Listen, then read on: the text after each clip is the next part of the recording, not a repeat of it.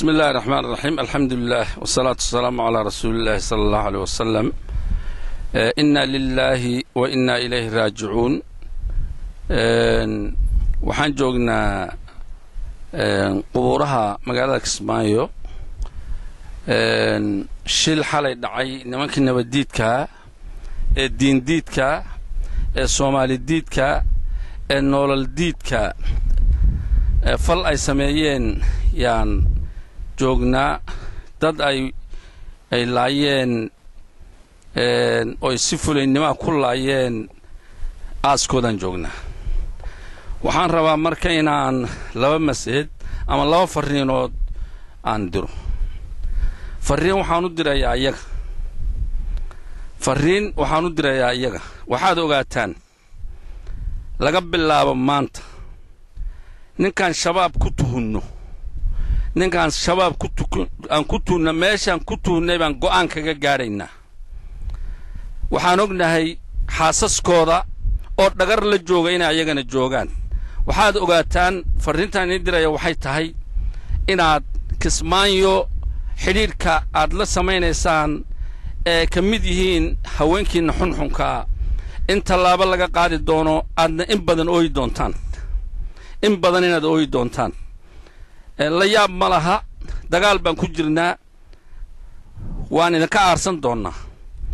waxaana insha allahu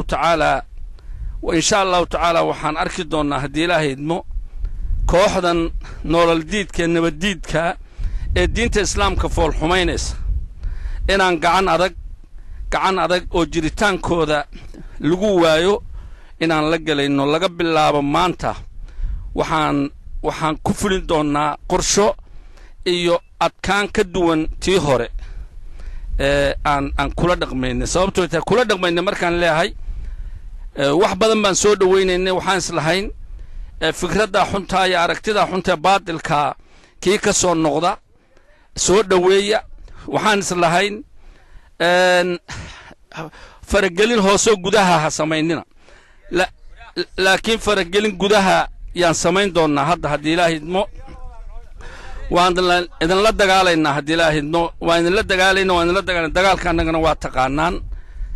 xanuun badan baa idin qaban doona insha allahu tacaala Ilaahay idamkiisa. taas waa taas. ta kale waxaan leeyahay ummadda Soomaaliyeed, nimanku Soomaali ma aha.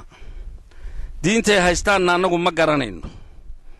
diin oo dadka nolosha diidaysa oo masaajidda dadka cilmiga lahaa iyo dadka ku habboonaa inay ku cibaadaystaan aqoontu lahaa ay ka saahideen.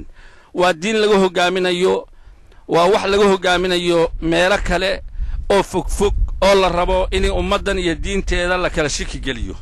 waxaad ogtihiin in maanta masaajidka sidaad rabtaad ugu cibaadaysan karin oo laga wada cabsanayo ayagaa sabab u ah. waxaad ogtihiin in nolosha caadiga ruuxa ku jira aysan ogolayn. waa niman rabaa inay Soomaaliya dabar tiraan, laakiin ayagaa dabar go'i doona. waxa hadda ku soo hadhayna waxa weeye waa dhagartaana waan soo afjari doonnaa. adkaysaan leenahay si fulinnimo inaad u cararaysaan waan ognahay iyo dhuumasho aad ku jirtaan. go'aan baan qaadannay. go'aankaas u adkaysta hadhow ha ka shallaayina. waxaan ugu dambaystii waxaan leeyahay meel iina filanaynin baa yaa wax idinkaga dhici doonaaye hadhow adkaynsigeena yeesha. aad iyo aad baan ugu tacsiyeynayaa ummadda Soomaaliyeed dhammaanteed mar hore iyo mar dambeba dhibaatooyinka ay u geysteen, kuwa ay masaajidda ku laayeen, kuwa ay diinta ayagoo fulinaya ku laayeen, iyo kuwa ay dhibaatooyinka gaarsiin. waan u tacsiyeynaynaa. wasalaamu calaykum waraxmatullaahi wabarakaatuh.